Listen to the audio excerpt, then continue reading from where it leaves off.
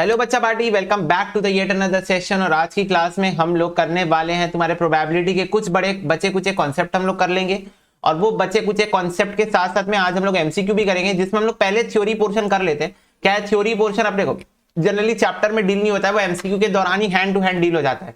तो theory portion हम लोग कर लेते हैं। थ्योरी पोर्शन का ऑल्दो अपने को पता है एग्जाम में बहुत ज्यादा वेटेज नहीं होता है, मेजरली तुम्हारे न्यूमेरिकल क्वेश्चन ही आएंगे, क्योंकि mathematics is based on numerical, so we are going to like face the numerical questions okay in the exams. So that's why let's start with this question number 1. initially बताओ probability किसका branch था?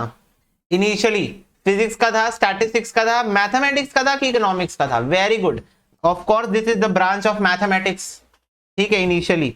चलो, दो broad division बताओ probability के, कौन से हैं? दो ब्रॉड डिवीजन। तो प्रोबेबिलिटी के दो ब्रॉड डिवीजन मैं बताता हूं तुम लोगों को। एक होता है सब्जेक्टिव, एक होता है ऑब्जेक्टिव। तो एक सब्जेक्टिव होता है ब्रांच और एक होता है ऑब्जेक्टिव। ठीक है, दो तरीके के ब्रांच होते हैं। अगर तुम लोगों को कोई क्वेश्चन रिलेटेबल नहीं लगेगा तो you need to write it down in your copy, okay, for future reference, ताकि अपन जब रिवीजन करेंगे तो अपने को चीजें ध्यान में रहेगी। थर्ड, सब्जेक्टिव प्रोबेबिलिटी कब यूज होती है बताओ? सब्जेक्टिव प्रोबेबिलिटी, सब्जेक्टिव मतलब डिसीजन मेकिंग से रिलेटेड। डिसीजन मेकिंग सब्जेक्टिव होता है। तो मैथमेटिक्स के दौरान, स्टैटिस्टिक्स के दौरान, मैनेजमेंट के दौरान कि अकाउंटेंसी के दौरान? बताओ। मैनेजमेंट के दौरान। वेरी गुड, मैनेजमेंट के दौरान। Okay, if you want I make a short like notes for you regarding theory, but उसकी जरूरत नहीं पड़ेगी वैसे, बट फिर भी मैनेजमेंट के दौरान सब्जेक्टिव यूज होता है। एक ऐसा एक्सपेरिमेंट बताओ जो known to be random if the results of the experiment. बताओ, कब आप उसको रैंडम बोलोगे? एक एक्सपेरिमेंट को आप रैंडम कब बोलोगे? बताओ ना। जब वो प्रिडिक्ट नहीं किया जा सकता, जब वो प्रिडिक्ट किया जा सकता है, जब वो स्प्लिट किया जा सकता है फर्दर एक्सपेरिमेंट में, और जब वो रैंडमली सिलेक्ट किया जाता है। जब वो रैंडमली सिलेक्ट किया, तो कब आप एक रैंडम एक्सपेरिमेंट बोलोगे? वेरी गुड, जब उसको मैं रैंडमली सिलेक्ट करूंगा। फिफ्थ वाला बताओ, बोल रहा है an event that can be split into further events. तो बताओ, एक ही इवेंट के और इवेंट्स बन जाएंगे, तो उसको अपन क्या बोलेंगे? कॉम्प्लेक्स बोलेंगे, मिक्स्ड बोलेंगे, सिंपल बोलेंगे या कंपोजिट बोलेंगे? तो देखो, ये तो इंग्लिश का एक वर्ड है, ये तो इंग्लिश का एक वर्ड है कि जब आप एक ही इवेंट को फर्दर इवेंट में डिवाइड करोगे, that is composite, because it compose more than one events, तो that's why it is a composite event. ये तो इंग्लिश का एक वर्ड हो गया।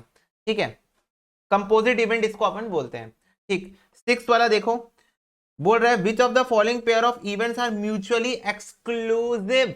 What do you mean by mutually exclusive? फटाफट से मेरे को याद दिलाओ इसका एग्जांपल, एग्जांपल याद दिलाओ बेटा। फोर्थ का ए नहीं होगा, कैन नॉट बी प्रिडिक्टेड। हम लोग प्रिडिक्ट तो कर सकते हैं ना, प्रोबेबिलिटी का मतलब ही क्या है? प्रिडिक्शन करना।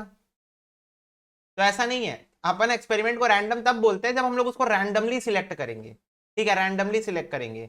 चलो, एक इवेंट म्यूचुअली एक्सक्लूसिव कब होता है? जब वो दोनों साथ में कभी नहीं होंगे। ठीक है, वो दोनों साथ में कभी नहीं होंगे। तो चलो देखो और मेरे को बताओ, इनमें से कौन सा म्यूचुअली एक्सक्लूसिव है? Which of the following pair of the event are mutually exclusive? एक स्टूडेंट जो कि रीड करता है इन स्कूल और ही स्टडी फिलोसफी, क्या ये दोनों साथ में हो सकता है? क्या ये दोनों साथ में हो सकता है कि एक बंदा रीड करता है और वो फिलोसफी का स्टूडेंट है? हो सकता है, हो सकता है। राजू इंडिया में बॉर्न हुआ है और वो फाइन इंजीनियर है।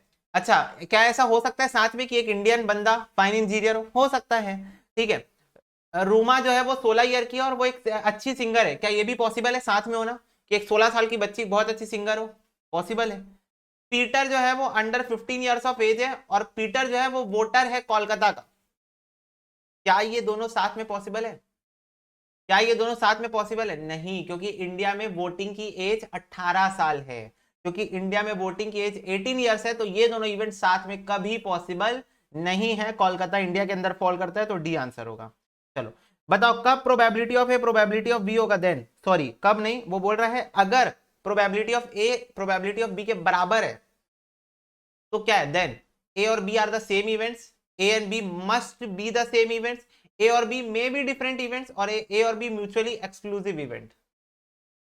देखो, म्यूचुअली एक्सक्लूसिव तो नहीं है, ठीक है, इसको तो हटा ही दो। ए बी और सी में से बताओ, probability of A is equal to probability of B. मेरे को एक बात बताओ, नहीं नहीं सुनो ना, मेरे को एक बात बताओ, जब मैं कॉइन को टॉस करता हूं तो हेड आता है टेल आता है, हेड और टेल सेम इवेंट है? हेड और टेल सेम इवेंट है? नहीं, पर उस केस में तो probability of A is equal to probability of B होता है, और वो सेम इवेंट तो नहीं है। तो उस हिसाब से आपका ऑप्शन नंबर ए और बी दोनों गलत हो गया, मस्ट बी भी गलत हो गया और सेम इवेंट भी गलत हो गया, है ना।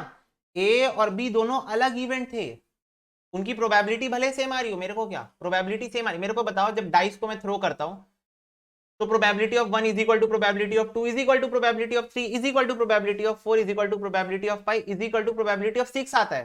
तो क्या 6 के 6 इवेंट सेम डिक्लेयर कर दोगे तुम लोग कि 6 के 6 डिफरेंट इवेंट्स है? बताओ बच्चों, 6 के 6 डिफरेंट इवेंट है, सेम है, डिफरेंट है, वेरी गुड। इसका आंसर सी होगा।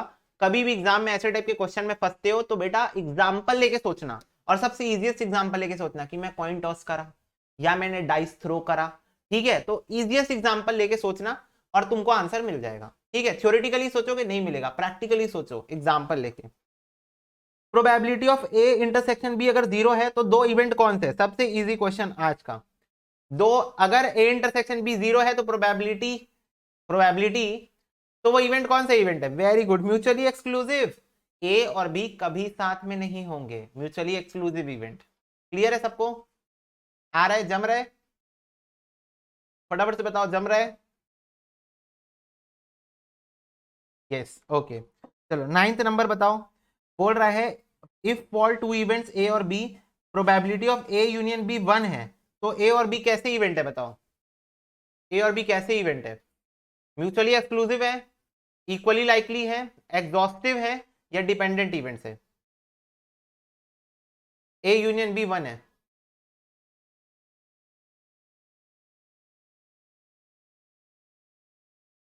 वेरी गुड बेटा, इसका आंसर सी है, एग्जॉस्टिव इवेंट। अगर तुम लोग चीजों को भूल रहे हो तो देखो, if all possible outcome of an experiment are considered. मेरे को एक बात बताओ, मैक्सिमम प्रोबेबिलिटी कितनी हो सकती है? मैक्सिमम जो प्रोबेबिलिटी की वैल्यू आ सकती है कितनी आ सकती है? 1। और 1 किसकी प्रोबेबिलिटी होती है? पूरे पॉसिबल आउटकम्स की प्रोबेबिलिटी को मिलाओगे तो क्या आता है? 1। सही बोल रहा हूं कि नहीं? सही बोल रहा हूं ना? जब पूरे आउटकम की प्रोबेबिलिटी को मिलाओगे तो आंसर आएगा 1। तो बोल रहा है अगर ऑल पॉसिबल आउटकम्स का एक्सपेरिमेंट को कंसीडर करोगे then outcome is said to be exhaustive. अब यहां पर पढ़ो A union B. A union B का मतलब क्या? मैंने पूरा पूरा ले लिया, सब पूरा, ए भी पूरा बी भी पूरा तो इसका मतलब मैंने टोटल ले लिया। और अगर टोटल की वैल्यू 1 आ रही है, सैंपल स्पेस 1 मतलब सैंपल स्पेस, 1 मतलब टोटल, 1 मतलब सैंपल स्पेस, और अगर आपकी टोटल की प्रोबेबिलिटी 1 आ रही है, इसका मतलब ये कौन सा इवेंट हो गया? Exhaustive event. Is it clear to you all? देखो ये न्यूमेरिकल क्वेश्चन में भी अपने को काम आ सकता है ना, है ना। एग्जॉस्टिव इवेंट का मतलब क्या होता है? जब सारी चीजें कंसीडर कर लो तो एग्जॉस्टिव हो जाता है। तो मैंने सारी चीजें कंसीडर की, 1 आ रहा है, 1 एग्जॉस्टिव, क्योंकि 1 तो सैंपल स्पेस का प्रोबेबिलिटी होता है। जब आप सारी चीजों को कंसीडर करोगे तो प्रोबेबिलिटी 1 आएगी।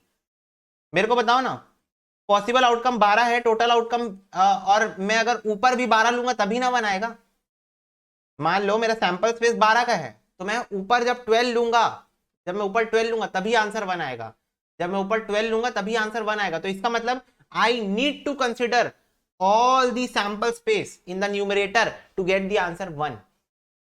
और एग्जॉस्टिव इवेंट भी वही बोलता है कि जब आप पूरा जितना मसाला आपके पास है सब कंसिडर कर लोगे तो एग्जॉस्टिव होता है, ठीक है। चलो 10th नंबर बताओ। बोल रहा है अगर एक अनबायस्ड कॉइन को आप टॉस कर रहे हो एक बार, then the two events head और tail are mutually exclusive, exhaustive, equally likely, all of this. बताओ फटाफट से बताओ। ओके सुनो मेरी बात, मैंने एक कॉइन को टॉस किया, ये देखो ये कॉइन है, मैंने इसको टॉस किया, ओ सॉरी गिर गया गिर गया। फिर से ट्राई करते हैं एक बार भैया की नाकामयाब कोशिश कॉइन को पकड़ने की। यार मेरे को डर लग रहा है कॉइन नीचे ना गिर जाए, समझ रहे हो, और उछल ही नहीं रहे। लो यार ऐसे कर लो। हाँ चलो बताओ, हेड आए कि टेल आए? हेड आए कि टेल आए? क्या आया है? देखो क्या आया है, ये देखो टेल आया, टेल दिख रहा है, टेल आया है, टेल आया है। हेड भी आ सकता था, हेड भी आ सकता था। क्या कॉइन ऐसे हो सकता है मेरे हाथ में?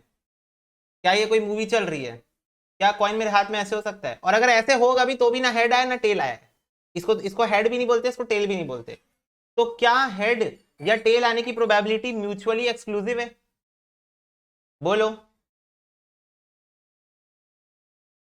हाँ, दूसरी बात मेरे को बताओ, मैंने एक कॉइन को टॉस किया तो मैक्सिमम पॉसिबिलिटी क्या हो सकती है? या तो हेड आएगा या तो टेल आएगा। एग्रीड?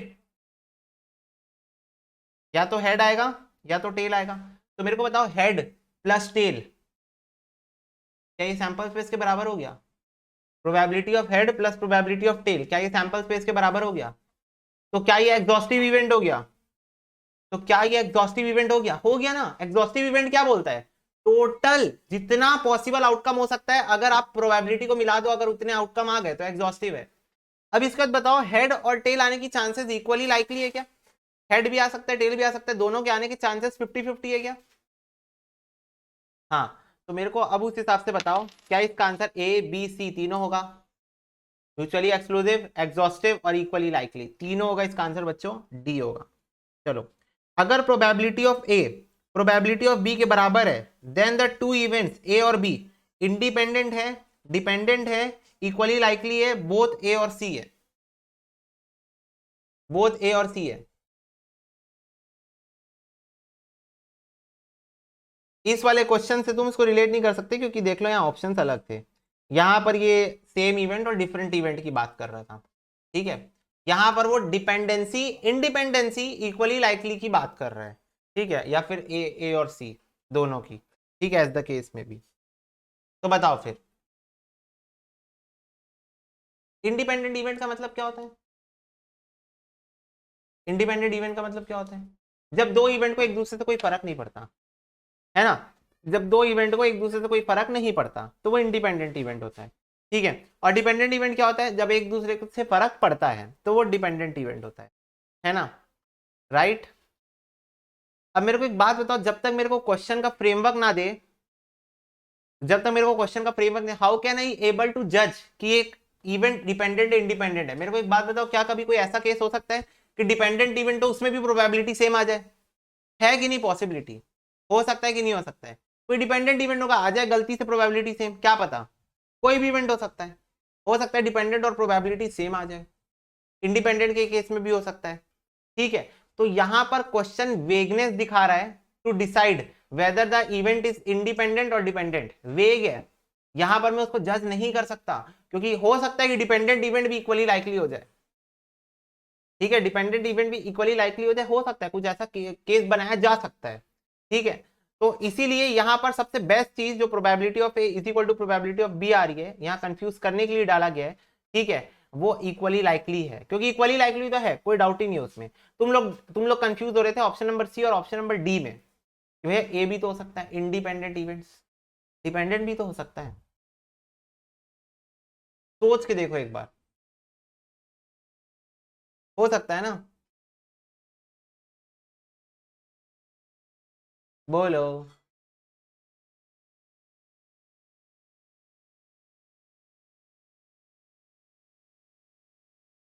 ठीक है, तो ये हो गया इसका सी आंसर। भैया म्यूचुअली एक्सक्लूसिव का मतलब बताओ, और 8 नंबर क्वेश्चन बताओ। देखो, म्यूचुअली एक्सक्लूसिव का मतलब होता है कि दो इवेंट जब साथ में नहीं हो सकते, दो इवेंट साथ में होना इम्पॉसिबल है। आई एम पॉसिबल नहीं है, इम्पॉसिबल। दो इवेंट साथ में नहीं हो सकते, तो उसको अपन म्यूचुअली एक्सक्लूसिव बोलते हैं। इसीलिए जब पी ए इंटरसेक्शन बी का मतलब क्या होता है कि ए और बी के बीच में कॉमन एलिमेंट्स, तो कॉमन एलिमेंट 0 होंगे। क्यों? क्योंकि ए और बी म्यूचुअली एक्सक्लूसिव है, दोनों साथ में नहीं हो सकते। क्लियर?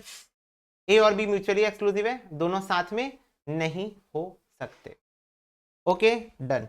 इसलिए इंस्टीट्यूट ने यहां पर आंसर इक्वली लाइकली पुट किया हुआ है। यस, इंडिपेंडेंट और इक्वली लाइकली दोनों साथ में लेना तुम्हारी एकदम सेंसेबल आंसर है, बट इंस्टीट्यूट ने इसलिए यहां पर इक्वली लाइकली को टिक किया है, ज्यादा अप्रोप्रिएट ने इसके वजह से, ठीक है। चलो 12वां क्वेश्चन देखो, बोल रहा है फॉर टू इवेंट्स ए और B, P A intersection B is not equal to P A into P B, then the two event A और बी आर। कैसे इवेंट है बताओ? इंडिपेंडेंट है, डिपेंडेंट है, नॉट इक्वली लाइकली है, या not exhaustive है? P A intersection B is not equal to P A into P B है। अच्छा, ये देखो,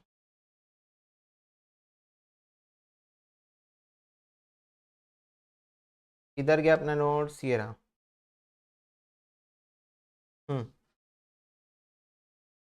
क्या हमने इसका डिस्क्रिप्शन ऑलरेडी लिखा हुआ है? क्या हमने ऑलरेडी लिखा हुआ है? तो इसके ऊपर कोई डिस्कशन की जरूरत है? बिल्कुल नहीं, बिल्कुल डिस्कशन की जरूरत नहीं है। इंडिपेंडेंट इवेंट्स के केस में P A intersection B P A into P B के बराबर होता है। तो यहां पर P A intersection B not equal बोला है, तो इसका मतलब इसका आंसर डिपेंडेंट है, बात खत्म। कोई सोचना ही नहीं है, कुछ सेकंड थॉट लाना ही नहीं है। ये चीज होती है इंडिपेंडेंट के केस में इक्वल। ये चीज इंडिपेंडेंट के केस में क्या होती है? इक्वल होती है। अगर इक्वल नहीं है मतलब ये बात खत्म, डिपेंडेंट इवेंट है। क्लियर है सबको? कोई चर्चा ही नहीं है बेटा इसके ऊपर, ठीक है। ओके, कंडीशनल प्रोबेबिलिटी का क्वेश्चन आ गया है, ठीक है। तो मेरे तुम लोगों को कंडीशनल प्रोबेबिलिटी बता देता हूं एक बार, उसके बाद वाला क्वेश्चन अपन डील करते हैं। देखो मैंने लिख के रखा है वैसे पहले से तुम लोग के लिए, ये देखो। Okay, so what do you mean bye a conditional probability? तो नाम में ही आंसर है, ऐसी प्रोबेबिलिटी जहां पर आपको एक कंडीशन प्रोवाइड कर दी जाएगी और उस कंडीशन के अकॉर्डिंग आपको अपना आंसर फाइंड आउट करना है। एग्जाम्पल, कंडीशनल प्रोबेबिलिटी का सिंपल मतलब होता है कि एक इवेंट हो चुका है, आपको बोल दिया, मैंने बोल दिया कि एक इवेंट हो चुका है, उसको ध्यान में रखते हुए आप ये बताओ कि मैं दूसरा इवेंट बोल रहा हूं, उसकी होने की संभावनाएं क्या है। एग्जाम्पल, मैं तुमको बोल रहा हूं बेटा बारिश हो रही है। क्या बोला मैं? सुने मेरी बात को ध्यान से। मैं बोला बेटा बारिश हो रही है।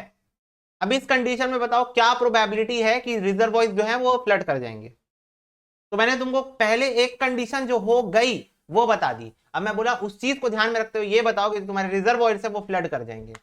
That is conditional probability. देखो मैं लिख के रखा हूं, we need to find out the probability of the event when another event already occurred, हो चुका, ठीक है।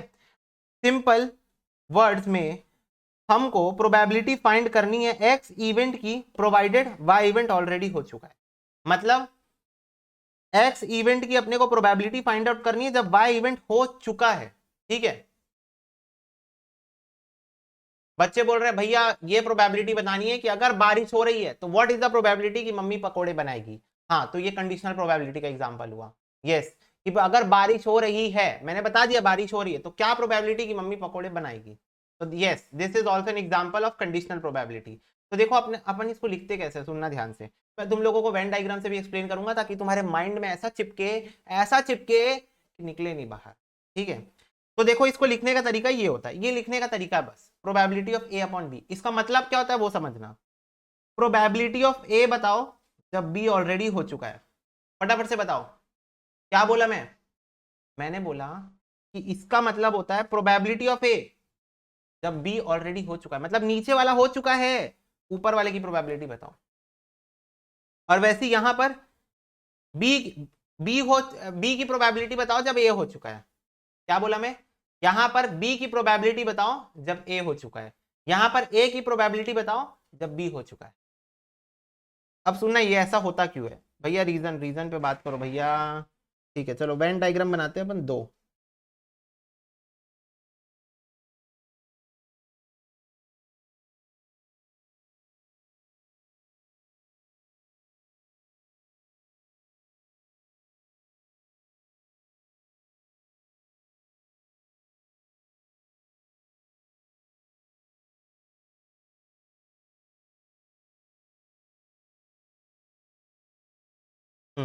देखो ये मेरे पास बच्चों ए है, ये बी है, ये ए है, ये बी है।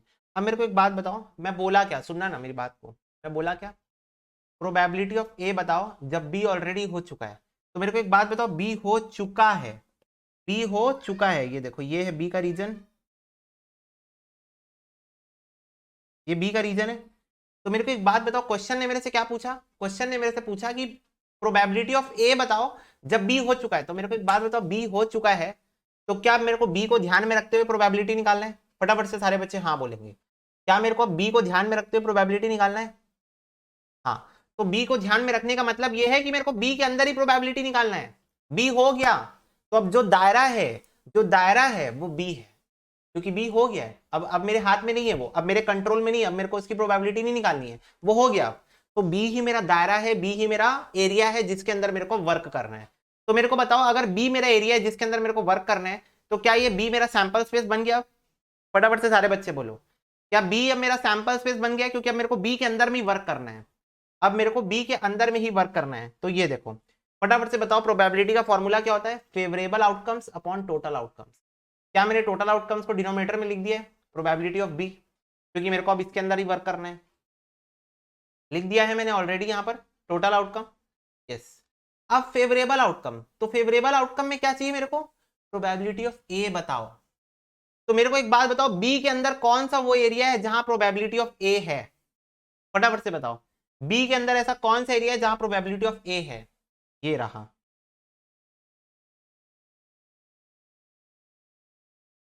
ये देखो, ये बी के अंदर का वो एरिया है, वो ये बी के अंदर का वो एरिया है जहां पर ए फॉल कर रहा है। तो मेरे को यही बताना है, प्रोबेबिलिटी ऑफ ए बताओ जब बी हो चुका है। प्रोबेबिलिटी ऑफ ए बताओ जब बी हो चुका है। फिर से, प्रोबेबिलिटी ऑफ ए बताओ जब बी हो चुका है। तो फटाफट से बताओ फेवरेबल आउटकम क्या हुआ मेरा? मेरा फेवरेबल आउटकम क्या है? Green area. ग्रीन एरिया मेरा फेवरेबल आउटकम है, और शायद तुम लोगों को याद होगा वेन डायग्राम हमने पढ़ा था, इस ग्रीन एरिया को हम लोग बोलते हैं probability of A intersection B. A intersection B area है, ठीक है ये।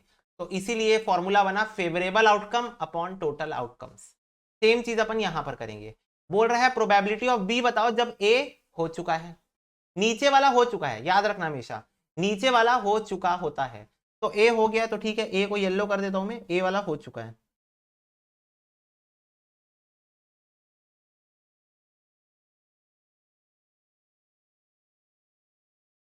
ए जो मेरा रीजन है वो हो चुका है, तो मैंने ए को कर दिया येलो, ए रीजन मेरा डन है, ठीक है। अब मेरे को प्रोबेबिलिटी ऑफ बी बताना है जब ए हो चुका है। तो ये मेरा दायरा है, इस दायरे के अंदर मेरे को वर्क करना है, इस दायरे के अंदर मुझे बी को ढूंढना है। बी कहाँ है? ये रहा मेरा बी। तो मैं क्या करता हूँ, बी को यहाँ पर कलर कर देता हूँ। ये रहा मेरा बी, इसी इसी को ढूंढ रहा था मैं, इसी की तलाश में था मैं। लो जी, ये देखो। तो क्या बना फॉर्मूला? प्रोबेबिलिटी ऑफ ए मेरा सैंपल स्पेस हो गया, हाँ, टोटल आउटकम, और फेवरेबल आउटकम क्या है? Probability of A intersection B. तो ये होता है मेरा कंडीशनल प्रोबेबिलिटी। मतलब एक इवेंट हो चुका है तो उसको ध्यान में रखो और दूसरे इवेंट की प्रोबेबिलिटी बता दो। क्लियर है सबको? फटाफट से बताओ, क्लियर है? One more thing I can do is, let's denote sample space with yellow highlighter and favourable outcome with green highlighter. This is as simple as that बच्चों। एक बार तुम लोग इसको नोट कर लोगे तो मेरे को अच्छा लगेगा। कृपया करके इसको नोट करो फटाक से, ठीक है बच्चा पार्टी। अब मैं तुम लोगों को कुछ डिराइव्ड प्रॉपर्टीज बताता हूँ, जैसे कि ये बताओ, ए और बी अगर म्यूचुअली एक्सक्लूसिव है तो probability of A when B already happen zero हो जाएगी। क्यों? कोई रीजन बता सकता है मेरे को? जीरो का रीजन तुम लोग बता सकते हो, मेरे को पता है क्यों जीरो हो जाएगी।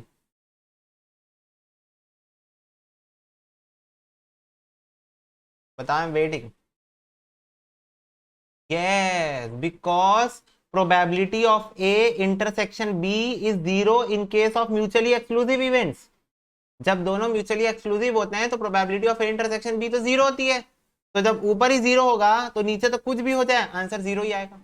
दूसरा, मेरे को बताओ probability of A is going, this event is going to happen and probability of this event is not going to happen is going to be equal to 1। ये तो नोन सी बात है, तुम लोग को पता है ना। Probability of an event happen and probability of event not happen 1 होती है ना। स्टार्टिंग में आई थिंक मैंने बताया भी था, probability of A plus probability of A not is always 1। जैसे मेरे को बताओ ना एग्जांपल, मैं तुम लोग को बोल रहा हूं कि मैं, एक पर्सन है जो ट्रूथ बोलता है और एक पर्सन, और वही पर्सन लाया बोलता है, तो उसकी ट्रूथ बोलने की प्रोबेबिलिटी है 0.4। तो बताओ कितने बार झूठ बोलेगा वो? कितने बार झूठ बोलेगा वो? अगर वो 0.4 टाइम सच बोलता है तो झूठ कितने बार बोलेगा? Yes, 0.6 time. तो मेरे को बताओ, this is a probability of A, this is a probability of A not. तो probability of A plus A not is always going to be 1, क्योंकि मैक्सिमम प्रोबेबिलिटी की जो वैल्यू हो सकती है 1 हो सकती है, इसलिए दिस इज 1। तो ये एक एग्जांपल था उसका, ठीक है। अगर तुमको नहीं भी पता था या भूल गए थे तो अब याद कर लो।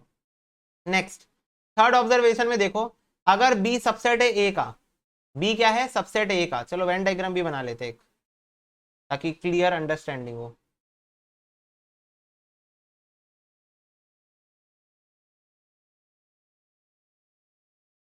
ये देखो, ये ए है, ये बी है। बताओ ऐसी बनेगा B is a subset of A का डायग्राम? बी ए का सबसेट है, मतलब बी ए के अंडर में आता है, बी ए के अंडर में आता है। ठीक है, तो देखो, तो बोल रहा है प्रोबेबिलिटी ऑफ, पहले पहले मेरे को बताओ इससे होगा क्या, ये होने के कारण कंक्लूड क्या होगा? कंक्लूड क्या ये होगा कि ए इंटरसेक्शन बी का वैल्यू बी आ जाएगा, यही होगा ना। ए और बी के बीच में कॉमन रीजन क्या है? बी है। ए और बी के बीच में कॉमन रीजन बच्चों क्या है? बी है ना, बी खुद है कॉमन रीजन, क्योंकि वो इंटरसेक्शन है, सॉरी सबसेट है। तो ये यही इसका जो तोड़ है वो यही निकलेगा कि probability of A intersection B जो है वो बराबर हो जाएगा प्रोबेबिलिटी ऑफ बी के। क्या आप चीज पे एग्री करते हो? ये देखो, ये मेरा कॉमन रीजन आ जाएगा ना, ये वाला रीजन मेरा कॉमन रीजन आ जाएगा, बी, ए और बी के बीच का कॉमन रीजन बी है। ठीक है, तो अब इससे फॉर्मूले में क्या चेंज होगा अपने? इससे फॉर्मूले में ये चेंज होगा कि probability of A intersection B के जगह हम लोग दोनों जगह प्रोबेबिलिटी ऑफ बी और प्रोबेबिलिटी ऑफ बी लिख देंगे। तो इससे ये दोनों तो कट के वन ही हो जाएगा। ये कहां से खसक रहा है भाई बीच में? ऐसा मैं कर सकता हूँ क्या? वाह, मेरे को पता नहीं था ये चीज। ओ, मैं इसको टच करके गोल गोल घुमा सकता हूँ, अरे बड़ा छोटा भी कर सकता हूँ। वाह, अच्छा फीचर यार। ठीक, हाँ देखो, तो probability of B upon probability of B one हो जाएगा, और probability of B upon probability of A हो जाएगा ये। तो ये तो वैसे कॉमन सेंस वाली बात थी, बोलो ठीक है। बट क्वेश्चन करेंगे तो अगर हम लोगों को ये बातें पहले से पता है तो हम लोग को ज्यादा टाइम नहीं लगेगा क्वेश्चन सॉल्व करने में। चलो हम लोग वापस आ रहे हैं क्वेश्चन में। चलो क्वेश्चन देखो 13 नंबर क्या बोल रहा है मेरे को। बोल रहा है अगर प्रोबेबिलिटी ऑफ ए बताओ जब B already happen is equal to probability of A है, देन बताओ इनमें से क्या चीज सही है? A is independent of B, B is independent of A, B is dependent of A, और बोथ ए और बी, बोथ ए और बी। पहले तो एक चीज को समझो, इसको मैं तोड़ के लिखता हूं, probability of A intersection B upon probability of B is equal to probability of A है। तो कहना ही से probability of A intersection B is equal to probability of A into probability of B. अब जैसे ही तुम लोगों के आंख में ये चीज दिखी, तुम लोगों को एक फॉर्मूला तुरंत क्लिक कर दिया होगा। तुरंत क्लिक किया है कि नहीं किया है? Probability of A intersection B is equal to probability of A into probability of B किस चीज का फॉर्मूला है? बताओ बच्चों, किस चीज का फॉर्मूला है ये?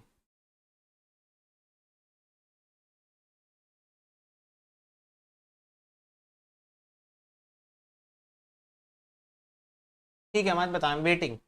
Independent event, very good, very good बच्चों, अभी अभी बताया गया था 12th नंबर क्वेश्चन में। Independent event. अब मेरे को एक बात बताओ, इंडिपेंडेंट का मतलब यही होता है ना कि ए और बी आपस में इंडिपेंडेंट है। इसका मतलब ये होता है A is independent of B, या फिर बी इज इंडिपेंडेंट ऑफ, ऐसा थोड़ी होता है। दोनों एक दूसरे के इंडिपेंडेंट है, तो क्या हो जाएगा आंसर? सिंपली डी हो जाएगा। दोनों इंडिपेंडेंट इवेंट है, यही होता है ना। बोलो बोलो बोलो बोलो बोलो बोलो। बेटा प्रॉपर्टीज तुम लोग को जो मैं लिखवाया हूँ थ्योरेटिकली वो तुम लोग को याद रखनी पड़ेगी, ठीक है? ओके भैया, 14 नंबर बता दो बच्चों। बोल रहा है अगर दो इवेंट ए और बी इंडिपेंडेंट है, then A and the complement of B are independent, B and the complement of A are independent, complement of A और B are independent, all of this, all of this, all of this ना, सब आपस में भाई independent event, मतलब सब एक दूसरे से इंडिपेंडेंट हो, किसी का किसी से कोई रिश्ता बनेगा ही नहीं। जब दो अलग अलग इवेंट, ना जान ना पहचान, मैं तेरा मेहमान, नॉट पॉसिबल। ठीक है, हाँ ठीक। ये वाला नोट कर लियो ना तुम लोग, 13 वाला, 13 वाला नोट कर लेना ना।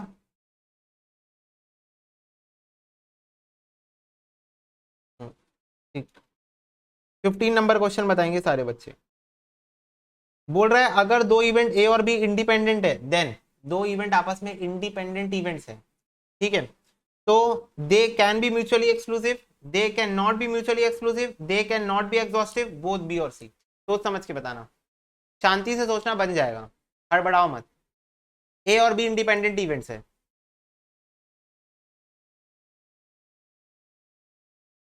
इंडिपेंडेंट इवेंट्स का मतलब probability of A intersection B equals है probability of A into probability of B के, ये चीज ध्यान में रखना। ठीक है, चलो बच्चों हो गया, तुम लोग बहुत सोच लिए। अब मैं तुम लोग को बताता हूँ, ए और बी अगर इंडिपेंडेंट इवेंट है तो तुम लोग को पता है P A intersection B is equal to P A into P B होगा, है ना, और ये होगा, ये आंसर होगा। तब अगर ये म्यूचुअली एक्सक्लूसिव हुए तब तो कोई दिक्कत नहीं है, बट अगर ये म्यूचुअली एक्सक्लूसिव नहीं हुए तो मेरे को बताओ, जब इवेंट म्यूचुअली एक्सक्लूसिव नहीं होता है तो क्या होता है बताओ ना, पी ए इंटरसेक्शन बी को बस एब्जॉर्ब करो, they can not be mutually exclusive. क्यों?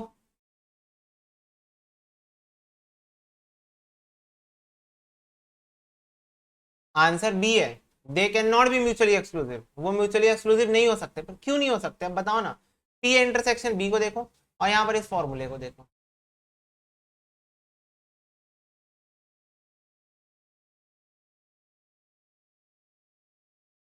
क्योंकि ए और बी की वैल्यू आ रही है। यस एग्जैक्टली, एग्जैक्टली, क्योंकि यहां पर पी ए और पी बी की अपन वैल्यू डालेंगे, डालेंगे कि नहीं डालेंगे, और इससे अपने को कुछ वैल्यू बाहर उत्पन्न हो आएगी, और अगर ये वैल्यू आ गई तो ये म्यूचुअली एक्सक्लूसिव कैसे होगा, क्योंकि म्यूचुअली एक्सक्लूसिव तो बोलता है जीरो चाहिए मेरे को, क्या चाहिए मेरे को जीरो चाहिए। तो इसीलिए ये म्यूचुअली एक्सक्लूसिव नहीं हो सकते। क्यों नहीं हो सकते? क्योंकि इनकी कुछ तो भी वैल्यू आएगी, क्योंकि क्वेश्चन बोल दिया है कि वैल्यू आएगी, इंडिपेंडेंट इवेंट से वैल्यू आएगी, क्वेश्चन ने बोला है। तो जब क्वेश्चन ने बोल दिया तो बस म्यूचुअली एक्सक्लूसिव नहीं हो सकते। क्लियर है सबको? बेटा सिर्फ सोचने की बात है, जो थ्योरी क्वेश्चन है ना सिर्फ सोच के आंसर दोगे, और कोई बात ही नहीं है। ठीक है, बोलो बोलो हाँ, बोलो हाँ, बोलो हाँ हाँ हाँ, बोलो हाँ, बोलो हाँ, बोलो यस यस यस। ओके भैया, चलो सोल्व क्वेश्चन बताया जाए दोस्तों। बोल रहे हैं अगर दो इवेंट ए और बी म्यूचुअली एक्सक्लूसिव हैं देन बस हो गया, इसी का फोटोकॉपी है ये क्वेश्चन, यहां पर जो आंसर था वो क्वेश्चन बना दिया गया है। C very good, they can not be independent. Yes, चलो 17 नंबर क्वेश्चन बताओ। बोल रहा है अगर एक कॉइन टॉस हो रहा है twice, then the event occurrence of one head, occurrence of two head and occurrence of no head are independent है, इक्वली लाइकली है, नॉट इक्वली लाइकली है, या ए और बी है?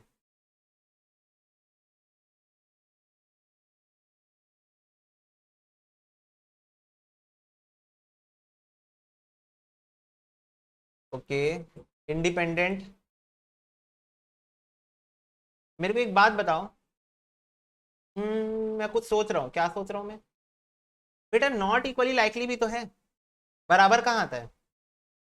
वन हेड, वन हेड दो बार आता है 2/4, दो हेड एक बार आता है 1/4, कोई भी हेड नहीं एक बार आता है 1/4, ये तो नॉट इक्वली लाइकली भी है एट द सेम टाइम। गलत बोल रहा हूं तो बताओ, अगर गलत बोल रहा हो तो टोक सकते हो। नॉट इक्वली लाइकली भी है ना ये एट द सेम टाइम, ये सेम चीज जो दी हुई यहां पर, तब तो फिर आंसर सी भी हो गया, तब तो फिर आंसर सी भी हो गया। तो अब बताओ, independent, equally likely, not equally likely, both A और बी। देखो बी तो है ही नहीं आंसर, तो ये ऑप्शन ऑटोमेटिक कट गया, इक्वली लाइकली तो नहीं है, तो इंडिपेंडेंट नॉट इक्वली लाइकली करना तो कोई एक ही सिलेक्ट है, दोनों तो कर नहीं सकते, कौन सा करोगे?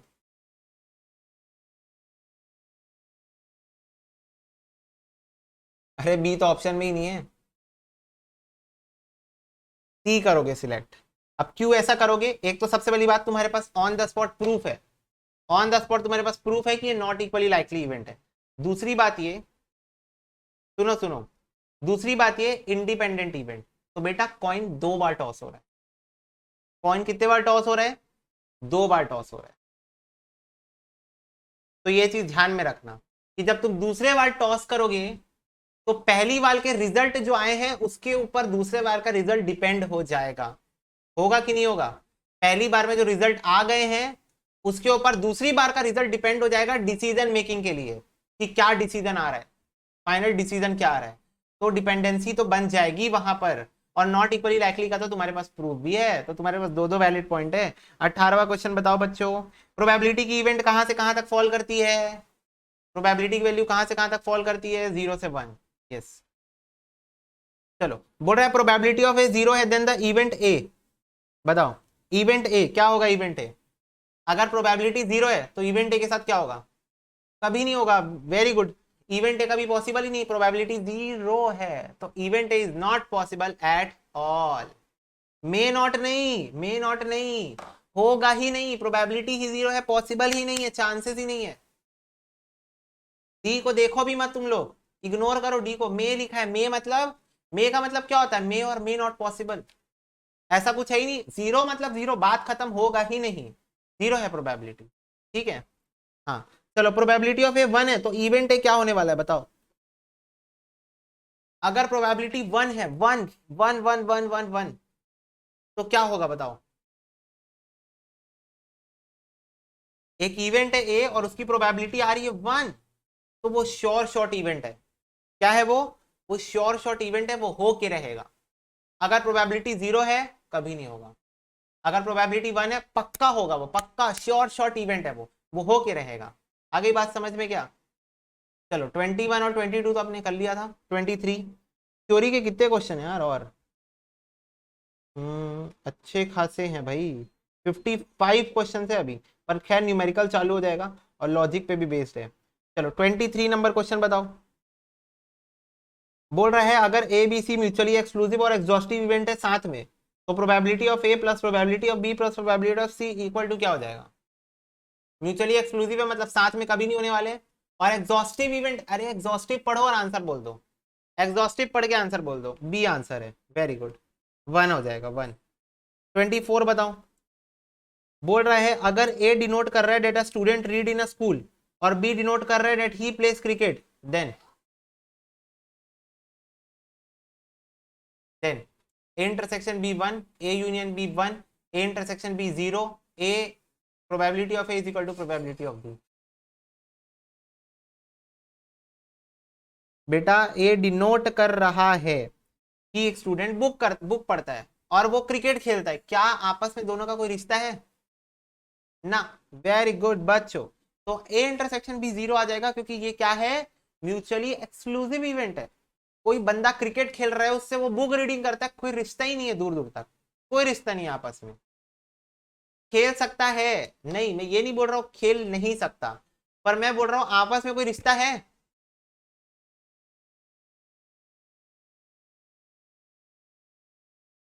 नहीं, तो म्यूचुअली एक्सक्लूसिव इवेंट है, वो बुक रीड कर रहे हैं और वो क्रिकेट खेल रहा है ना। म्यूचुअली एक्सक्लूसिव, एक्सक्लूसिव है, दोनों को एक दूसरे से कोई लेना देना नहीं है। चलो, probability of B upon A is defined only when, बताओ कब डिफाइन करोगे इसको। इसको आप कब डिफाइन कर सकते हो, जब एक श्योर शॉर्ट इवेंट है, नहीं ऐसा तो कुछ मैं बताया ही नहीं कभी। बी श्योर शॉर्ट इवेंट है, ऐसा भी मैंने कुछ नहीं बताया, मतलब बी श्योर शॉर्ट इवेंट होता है, ठीक है। फिर A is not an impossible event, A एक इम्पॉसिबल इवेंट नहीं है और बी एक इम्पॉसिबल इवेंट नहीं है, तो तुम लोगों को बी और सी ऑप्शन में खेलना है। तुम देख लो ध्यान से कौन सा ऑप्शन टिक करोगे, बी या सी में से कोई एक आंसर है, क्योंकि ये नहीं पॉसिबल है, ये भी नहीं पॉसिबल है, क्योंकि बी हुआ है तभी ए हो रहा है।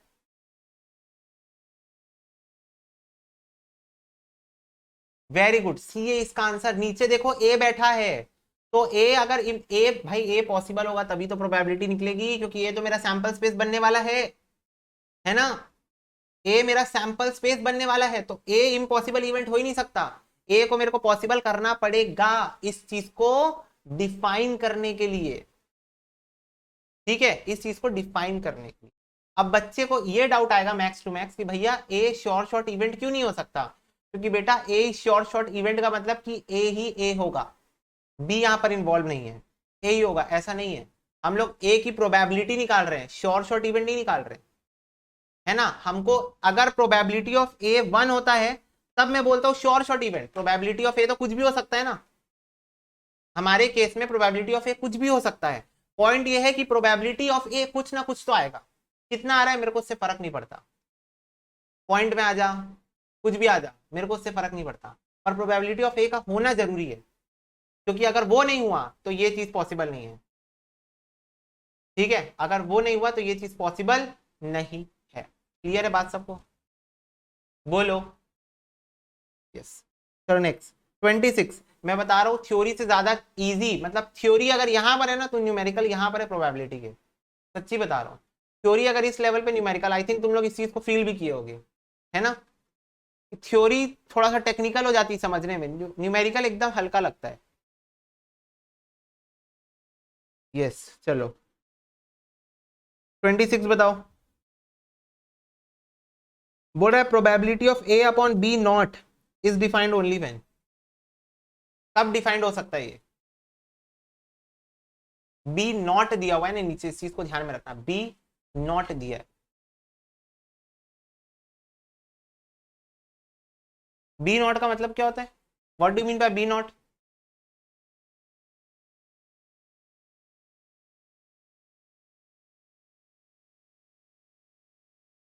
1 - b, can I say B not? Can I से 1 - b इज बी नॉट? तो मेरे को बस इतना बताना कि मैं बोल रहा हूं, मैं दो स्टेटमेंट बोल रहा हूं, तुम लोग बताना कौन सा सही है। बी और बी नॉट दोनों हो सकते हैं, पर मेरे को बी नॉट से मतलब है। बी होगा ही नहीं, बी होगा ही नहीं, बी अस्तित्व में ही नहीं है। ठीक है, बी अस्तित्व में ही नहीं है। अब मेरे को एक बात बताओ, कौन सा स्टेटमेंट सही था, पहला वाला कि दूसरा वाला?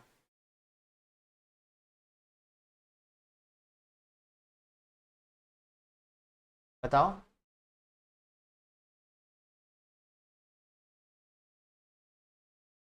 मेरे को एक बात बताओ, सुनो ना, मेरे को एक बात बताओ, तुम्हारा कोई ऐसा फ्रेंड है जिसकी हाइट बहुत लंबी है, तो तुम उसको लंबू बोलते हो, ए लंबो? और कोई ऐसा फ्रेंड जिसकी हाइट कम है, ए छोटो, ऐसे बोलते हो उसको? बोलते हो। अब मेरे को एक बात बताओ, अगर इस दुनिया में लंबे लोग ही नहीं होते तो क्या छोटे लोगों का नाम छोटा पड़ता? बताओ। अगर हमारे पास लंबे लोग ही नहीं होते तो क्या छोटे लोगों का नाम छोटा पड़ता? नहीं। तो मेरे को एक बात बताओ, अगर मेरे पास बी ही नहीं होगा तो बी नॉट निकलेगा? अगर मेरे पास बी अस्तित्व में नहीं है तो बी नॉट निकलेगा? नहीं, बी है तभी तो बी नॉट है। बी है मेरे पास इसलिए तो बी नॉट भी है। अगर बी ही नहीं है तो बी नॉट कैसे होगा? तो इस चीज को समझो कि आंसर ए और सी में जो तुम कंफ्यूज हो रहे हो, तो सी में लिखा है B is an impossible event. अगर बी इम्पॉसिबल है तो बी नॉट कहां से आया फिर? अगर बी इम्पॉसिबल इवेंट है तो बी नॉट कहां से आया, बताओ ना। सही बोल रहा हो कि नहीं? तो बी जो है वो है, बी एग्जिस्टेंस में है, but B is not a sure event, B sure event नहीं है। बी एग्जिस्टेंस में है इस दुनिया में, पर बी होगा इसकी श्योरिटी नहीं है, इसलिए अपन ने बी नॉट लेके रखा है। यहां पर बी नॉट का मतलब फिर वही है। तो इसलिए आंसर ए और सी में जो तुम कंफ्यूज हो रहे हो, इसका आंसर ए होगा, क्योंकि अगर बी नहीं होगा तो बी नॉट नहीं हो सकता, और बी नॉट नहीं होगा तो फिर अपना आंसर ही नहीं होगा। हो गई। थोड़ा सा तुम लोग को बियर करना पड़ेगा थ्योरी के साथ, मैं क्या बोलूं, थोड़ा तो बियर तुम लोग को करना ही पड़ेगा। चलो 27 नंबर क्वेश्चन देखो। ठीक है, बोल रहा है फॉर टू इवेंट्स ए और B, P union B is equal to P A plus P B only when. बताओ, डायरेक्ट फॉर्मूला है, डायरेक्ट फॉर्मूला है।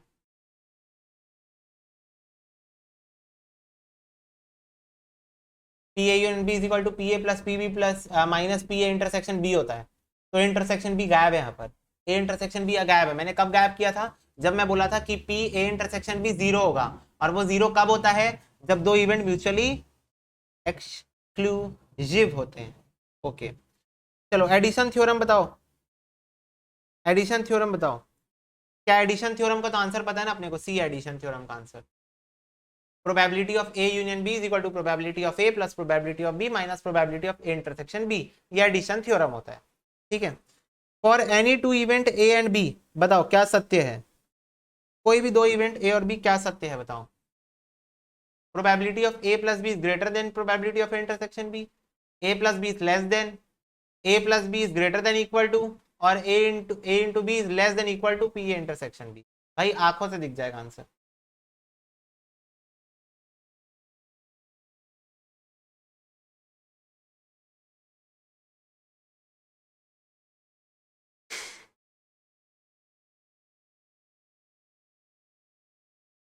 देखो डी तो कंसिडरेशन में ही नहीं है, मैं पहले बता दूं, D is not in consideration at all. बेटा वेन, जब भी मुसीबत में फंसो ना, वेन डायग्राम को याद किए करो। ये ए है, ये बी है। मेरे को बताओ, अगर मैं ए को प्लस करूं और मैं बी को प्लस करूं और मैं ए इंटरसेक्शन बी को ले लूं, तो अब देखो क्या चीज पॉसिबल है, क्या चीज पॉसिबल है।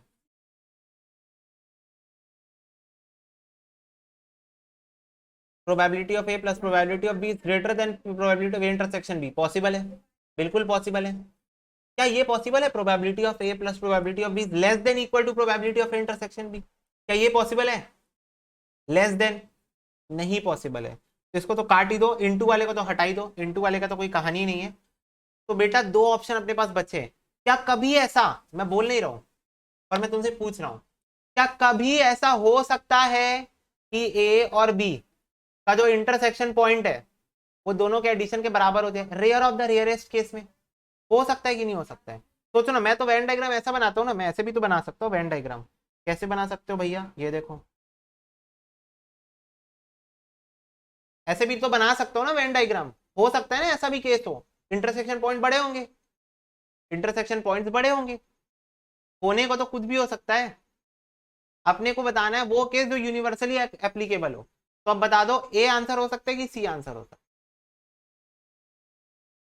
इज इट ए पॉसिबल और C possible? C possible, definitely C is going to be possible. ठीक है, चलो 38 बताओ 30। ये वाला करे हम लोग, सेट्स, सेट्स का क्वेश्चन है, ये सेट्स का क्वेश्चन है, बस उसमें पी नहीं था, वहां पर पी नहीं था। बताओ ना, सेट्स का क्वेश्चन है। ए माइनस बी का मतलब क्या होता है? ए के सारे एलिमेंट ले लो बट ए और बी के कॉमन एलिमेंट्स को हटा दो। याद है? याद है ए माइनस बी का मतलब? ए के सारे एलिमेंट ले लो पर ए और बी के कॉमन एलिमेंट्स को हटा दो, यही होता था ना? हाँ, तो ये देखो अपने को दिया हुआ है, ये तो गलत है, ये सही है, ये गलत है, यहाँ पर बी आया पहले, ए आना चाहिए, और ये यहाँ पर प्लस लगा हुआ है, ये भी गलत है। ठीक है, याद है बेटा, सेट्स में पढ़े थे, रुको मैं सेट्स के दर्शन करा देता हूँ तुम लोग। सेट्स में भी ऑलरेडी डन दिस, सेट्स तो बहुत ऊपर है अभी। चलो घूम के आते हैं, स्कैटर डायग्राम। सेट्स हम लोग लास्ट में पढ़े थे ना एकदम, हाँ ये रहा, सेट्स मिल गया। अब इसमें हम लोग ये देखो, क्या तुम्हें याद है या याद आ रही है पुरानी बातें? सेट्स का क्वेश्चन बेटा, सेट्स का क्वेश्चन। यस, ठीक है भैया। चलो अभी के लिए फिलहाल वापस चलते हैं प्रोबेबिलिटी के पास, नहीं तो प्रोबेबिलिटी बुरा मान जाएगी। चलो, limitation of classical definition of probability की क्या लिमिटेशन है बताओ? तो इसकी limitation applicable in the total number of elementary events are finite, applicable elementary are equally likely. हाँ, डी है इसका लिमिटेशन। याद है तुम लोग को मैं डेफिनेशन लिखाया था?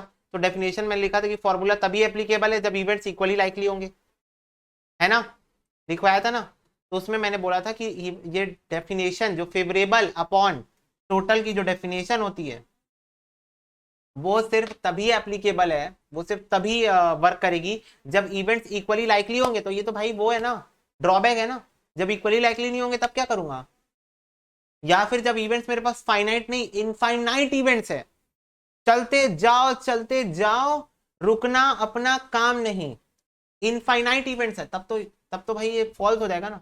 तो यही लिमिटेशन है क्लासिकल डेफिनेशन ऑफ प्रोबेबिलिटी की। चलो एक और ये थ्योरी बता दो, 32 नंबर क्वेश्चन बोल रहा है, according to statistical definition of probability the probability of event A is the limiting value of the ratio of the number of times the event A occur to the number of times the experiment is repeated। हाँ वही A answer, favourable upon total. Favourable upon total को English में लिखा है ना, event A occurs divided by the times experiment is repeated. आया समझ में? फेवरेबल अपॉन टोटल लिखा हुआ है।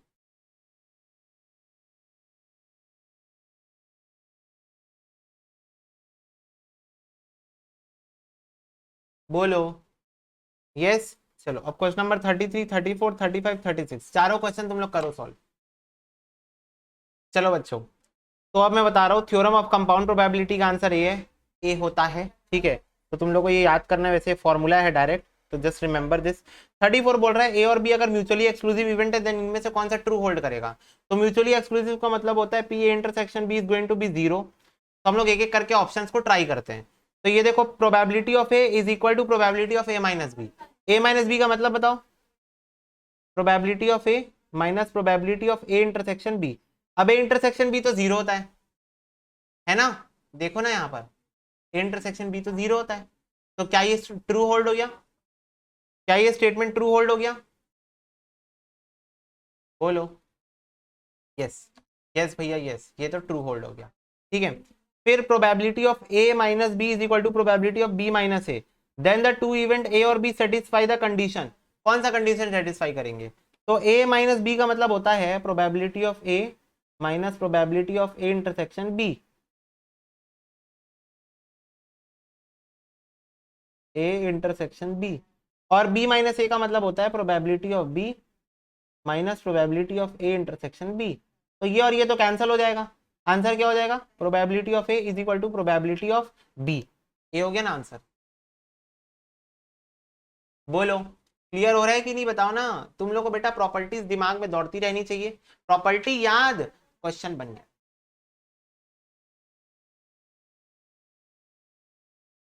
ठीक है, चलो। The number of condition to be satisfied by three events A B और C for complete independence. Independence के लिए तुम लोगों को मैं बता देता हूँ, लिख लेना अपनी कॉपी में। कंडीशन जो सेटिस्फाई करनी होती है वो ये कि सारे इवेंट्स आपस में एक दूसरे के साथ में कुछ ना कुछ इंटरसेक्शन बना, मतलब ये क्या नाम है, इंटरसेक्शन पॉइंट में सारे क्या हो जाए, नील हो जाए। बताओ ये किसका साइन है? किसका साइन है? ये नल का साइन है ना, नल का। तो ए इंटरसेक्शन बी नल होना चाहिए, बी इंटरसेक्शन सी नल होना चाहिए, सी इंटरसेक्शन ए नल होना चाहिए, A intersection B intersection C भी नल होना चाहिए। तो कितनी कंडीशन सेटिस्फाई करनी पड़ी बताओ? सब आपस में नल होने चाहिए एक दूसरे से। ए बी के साथ नल होना चाहिए, बी सी के साथ नल होना चाहिए, सी ए के साथ नल होना चाहिए, आपस में तीनों भी एक दूसरे के साथ नल होना चाहिए। इतनी condition, if you are going to satisfy then you can simply say that this is going to be an independent event. Four condition need to be satisfied भैया। चलो 37 बताओ। बोल रहा है अगर टू इवेंट ए और बी इंडिपेंडेंट है, formula formula बताओ। रैंडम वेरिएबल की वैल्यू क्या होती है?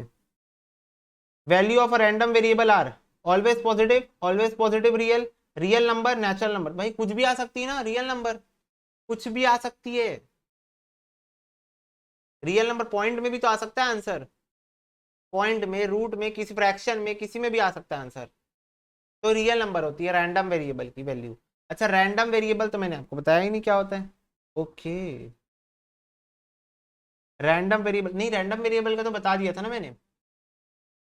हाँ रैंडम वेरिएबल बता दिया, एक्सपेक्टेड वैल्यू बस बचा है। Okay, expected value of a random variable is always going to be, बताओ। Always positive, positive negative zero, और कैन नेवर बी जीरो। तो ये बच्चों पॉजिटिव नेगेटिव जीरो तीनों हो सकता है। Expected value of a random variable topic अपना वैसे बचा हुआ है। ठीक है, तो ये अभी हम लोग को मैं तुमको कराने वाला हूँ। If all the values taken by random variable are equal then, बताओ क्या होगा? अगर सारी वैल्यू एक रैंडम वेरिएबल की इक्वल है तो क्या होगा? फटाफट से बताओ, डिस्पर्जन का क्वेश्चन है ये बच्चों, डिस्पर्जन का क्वेश्चन है, बताओ ना।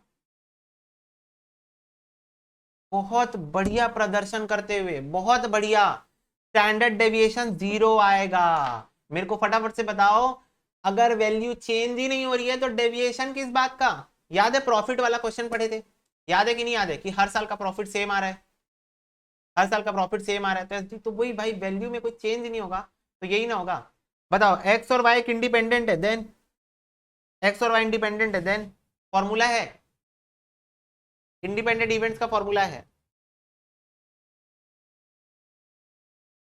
मैंने यहां पर लिख के भी रखा है।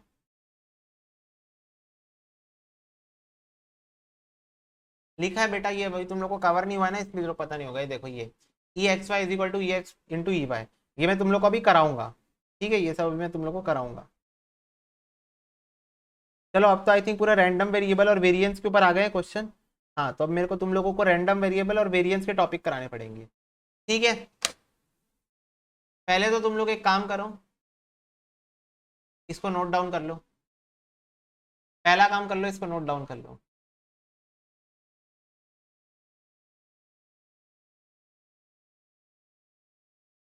और उसके बाद इसको करना नोट डाउन।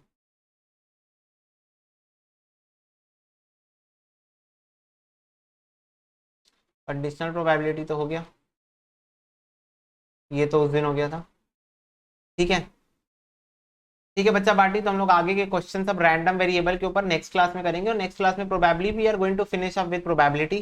कितने क्वेश्चन हम लोग को करने हैं, वैसे अच्छे खासे क्वेश्चन है बहुत सारे, तो विल ट्राई टू फिनिश, नहीं हुआ तो फिर एक क्लास और ले लेंगे। ठीक है बच्चों, चलो, तो God bless you, take care and bye bye.